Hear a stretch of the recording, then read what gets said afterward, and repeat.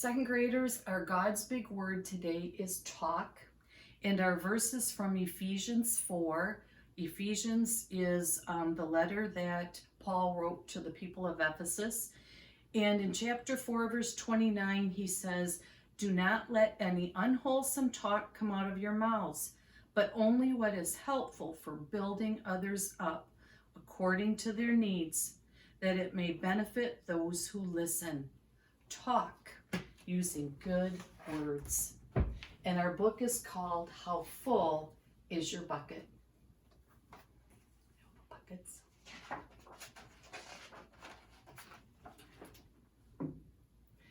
Felix was putting one last block on his tower when his sister came in. "I want to build with you," she said. Felix scowled. "Go away, you are too little." "I'm big. Stay back, you'll knock it over." "I can be very careful. Go play with your baby toys, Anna." Thwack. "Grandpa!" Grandpa shook his head. "Felix, you just dipped from your sister's bucket. Like everyone else, Anna has an invisible bucket. When it's empty, she feels bad. When it's full, she feels great. Didn't you ever notice your own bucket? Invisible bucket?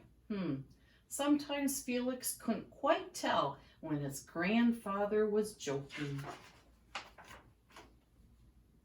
But the next morning when Felix woke up, there it was, a small gray bucket floating above his head.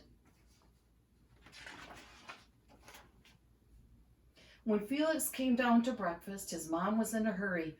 "I've got a meeting this morning and it's almost time to go. Anna, sit still." Felix slipped and the cocoa wheat scattered across the floor. "Felix," yelled his mom, "you should have used the stool to reach that." Felix could feel his bucket tip and big invisible drips spill out. Drip, drip. "Ha ha," Anna laughed as she crunched the cereal with her shoes. Drip. "Get a broom and clean that up before you miss the bus," his mom scowled. With the school bus honking, Felix quickly swept the cocoa wheats and grabbed the last blueberry muffin.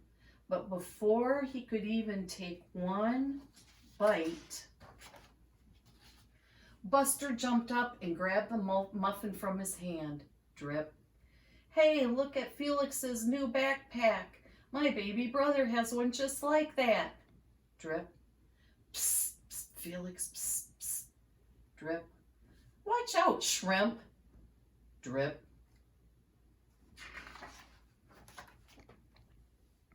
It was still morning and Felix's bucket was almost empty.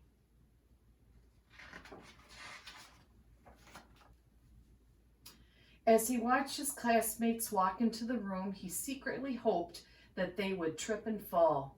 And that's what it feels like when you have an empty bucket.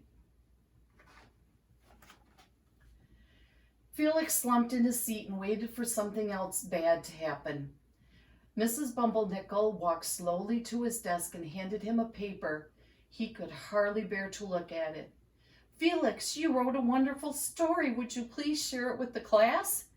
Felix grinned and felt a big drop land right in his bucket. Drop, plink, plunk, drop. The class grew quiet. They laughed at all the right places and oohed at the scary places. When Alex finally read the end, everyone clapped, even Emily, who sat next to him and didn't usually like stories about dinosaurs. Felix felt a whole shower of drops land in his bucket. Maybe the day wouldn't be so bad after all.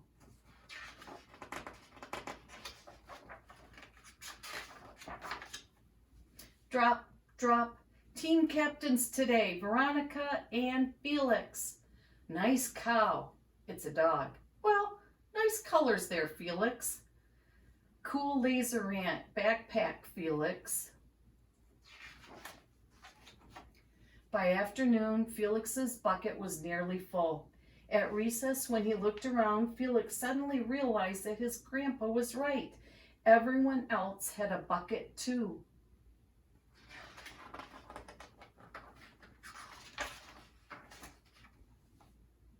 Let me help. Drop, drop. Here's your baseball. Catch. Drop, drop. Thanks, dude. Drop. Hey, Felix. First day. Hey, I'm Felix. First day. Drop. Yes, I'm Amir. The strange thing was that every drop he helped put in someone else's bucket, he felt another drop in his own bucket.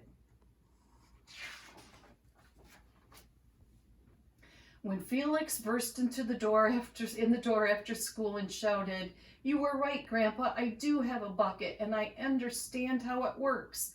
Then he saw Anna's torn doll. "Bad dog," he almost scolded. Then he thought dogs might have an invisible bucket too. "Your doll will be okay, Anna," said Felix. "Mom can fix her." Wah! "Until then, do you want to help me build the tallest building in the world with my blocks?"